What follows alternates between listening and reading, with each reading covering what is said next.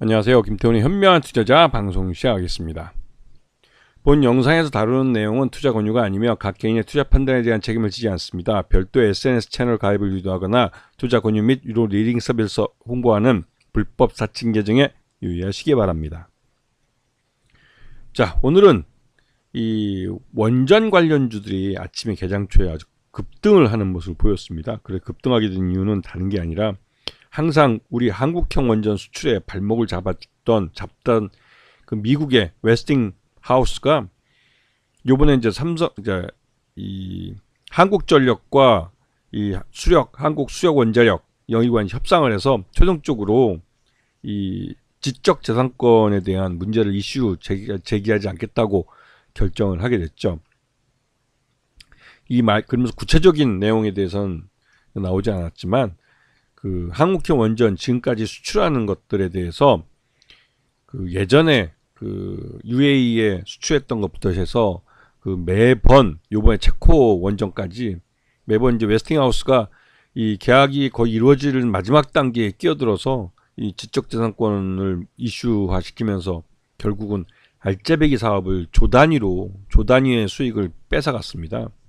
그리고 그에 대해서 요번에도 협상 결과에 따라서 이게 지금 윤석열 정부가 낙마를 해서 이제 이 조만간 윤석열이 이제 구속되면서 이제 끝나게 되는데요. 그렇게 되면 이 수력 원자력이 추진하고 있는 이 체코 원전 사업이 아예 그냥 그 계약 단계에서 좌절될 수 있기 때문에 서둘러서 이 그쪽하고 이 미국의 그 웨스팅하우스 쪽하고 합의를 본 것 같습니다. 왜냐면 웨스팅하우스도 한국이 이 체코 원전을 수주하지 못하면 자기도 여기서 삥을 뜯어먹을 게 없는 겁니다.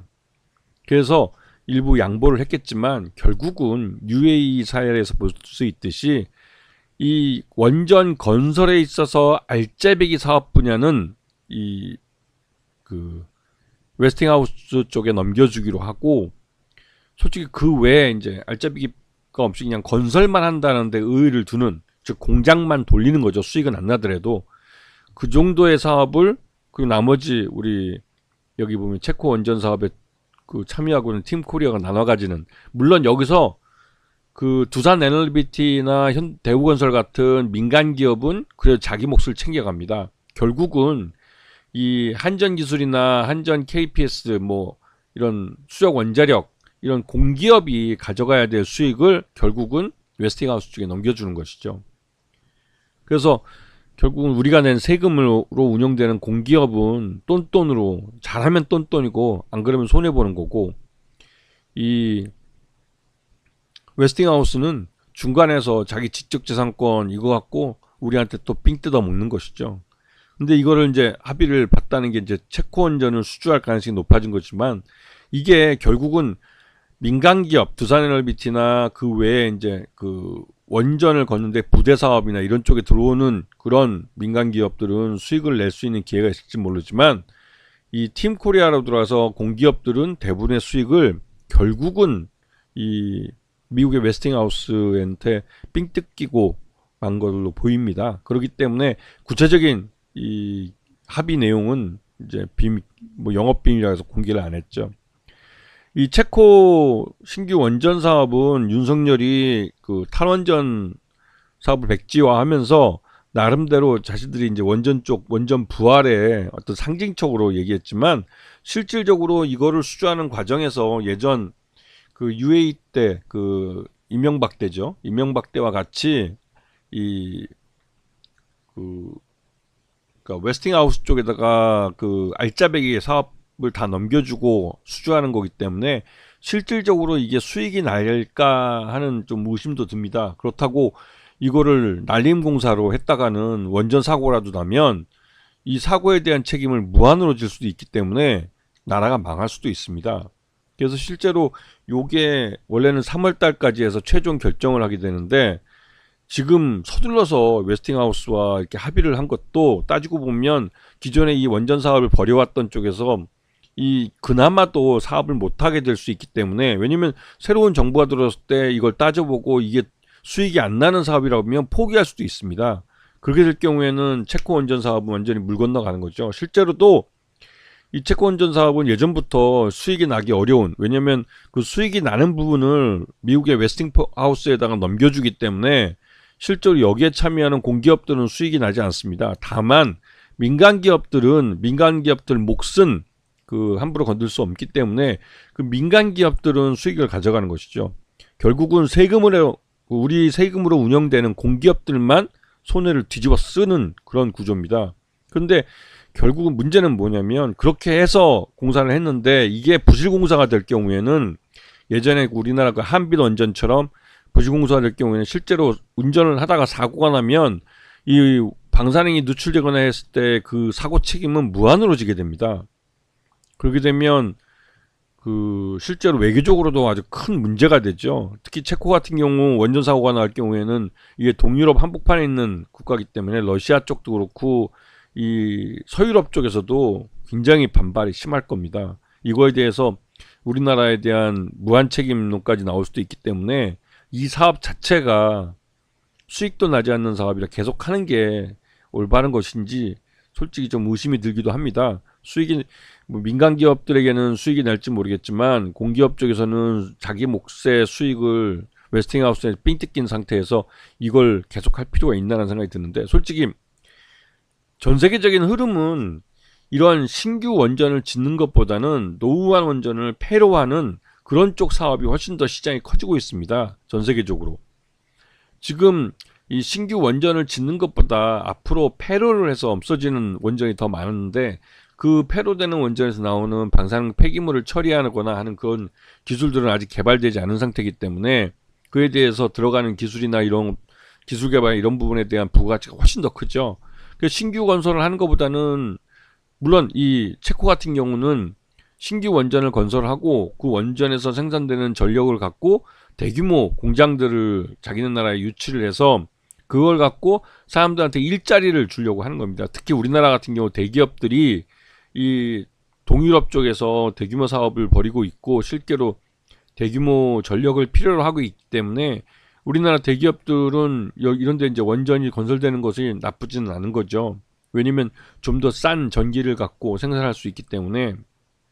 하지만 이거를 건설하는 데 있어 들어가는 비용이 워낙 우리가 이제 수익 볼 수가 없는 구조가 되기 때문에 이게 잘 하는 짓인지 모르겠어요. 솔직히 말씀드려서. 그리고 지금 그 좀 어수선한 윤석열이 이제 그 구속되고 이런 어수선한 권력이 공백기에 있을 때, 이럴 때 이 갑자기 일사천리로 이 계약을, 뭔가 이제 이 미국의 웨스팅하우스하고 합의를 보고 갑작스럽게 말이죠. 그리고 진행하는 거라 솔직히 좀 의심이 됩니다. 이게 이제 과연 이제 우리 그 공기업들, 그러니까 우리 우리가 세금으로 낸 거죠. 공기업들에게 수익이 날지, 즉 아무리 봐도 그 공기업들이 가져가야 될 수익을 웨스팅하우스한테 다 삥 뜯기고 넘겨주고 그냥 울며 겨자 먹기로 더 이상 이 물세 문제, 지적 재산권에 대해서 문제 제기를 하지 않기로 한 게 아닐까라는 의구심이 들고 있는 상태죠. 그래서 하여튼 예전에 방송한 것에서 들어보시면 아시겠지만, 이 체코 원전에 대해서는 이 윤석열 정부에서 공을 많이 들이고 윤석열의 공으로 지켜 세우던 것이었습니다. 하지만 예전에도 웨스팅하우스가 끼어들면서 이게 수익이 나지 않는 그 사업이라고 했고, 이거를 또 체결한다고 부부가 또 해외여행 우리 세금으로 갔다 왔죠. 아주 신났어요, 이것들이. 그때도 이 웨스팅하우스에 손잡고 떼줄 몫을 줄인다고 그러지만, 줄이긴 뭘 줄입니까? 결국은 그 떼줄 몫이 우리 공기업들이 가져가야 될 수익인데, 그 부분을 조 단위로 되는 돈을, 응? 그 바카라 원전 때도 한 20억, 그러니까 거의 한 2조 원이 넘는 돈을 떼어줬는데, 요번에도 그 정도의 이익을 그냥 웨스팅하우스에 넘겨줬을 텐데요. 결국은 이 사업은, 그래서 이것 때문에 예전에도 이제 우리나라 수력 원자력하고 웨스팅하우스하고 여러 번 미팅을 했습니다. 근데 이게 얘들은 손해 볼 게 없으니까 어차피 또 자기들이 수주할 수도 없는 사업이었고, 근데 한국이 수주하면 자기들이 조 단위로 알짜배기 사업을, 원전 건설 중에 알짜배기 사업을 가져갈 수 있기 때문에 자기들은 중간에서 기다리고 있다가 한국이 따기 직전에 딱 끼어들어서 질적재산권만 이슈화 시켜가지고 알짜배기 사업을 삥 뜯어가는 것이죠. 근데 솔직히 이거를 좀 이 똑똑한 이 관료들이라면 안 할 겁니다. 이 바보짓을 왜 합니까? 이거는 말 그대로 우리 돈으로 체코에다가 원전 지어주고 우리 대기업들이 거기 공장 지어서 공장까지 지어서 그 체코 사람도 일자리까지 만들어주면서 그 사업을 하는 건데, 실제로 그 체코 말고도 옆에 다른 나라들은 더 좋은 조건으로 한국 기업도 유치하려고 줄을 섰는데, 그리고 지들이 해외에서 이제 빚을 들여서 원전까지 지어서 그 전력을 공급해 주겠다고 하는데, 그거를 우리 돈으로 원전까지 지어주면서 가서 이제 공장까지 지어서 일자리까지 줘야 된다는 건 너무나 한심한 거죠. 바보짓입니다, 이건. 근데 그러고 나서 아침에 개장 초에는 이 원전 관련주들이 다 급등을 했습니다. 한전기술 같은 경우 요번 체코 원전을 수주할 경우에는 설계를 담당하는 그 회사이기 때문에 웨스팅하우스하고 가장 특허 문제로 이슈가 많이 붙는데, 이게 해결되면 한전기술 같은 경우는 이게 상한가를 쳤어야죠. 그런데 단 3.5%밖에 오지 않았습니다. 그 뜻은 말 그대로 한전기술이 가져가야 될 몫을 웨스팅하우스에 다 넘겨줬다는 뜻이나 마찬가지인 것이죠.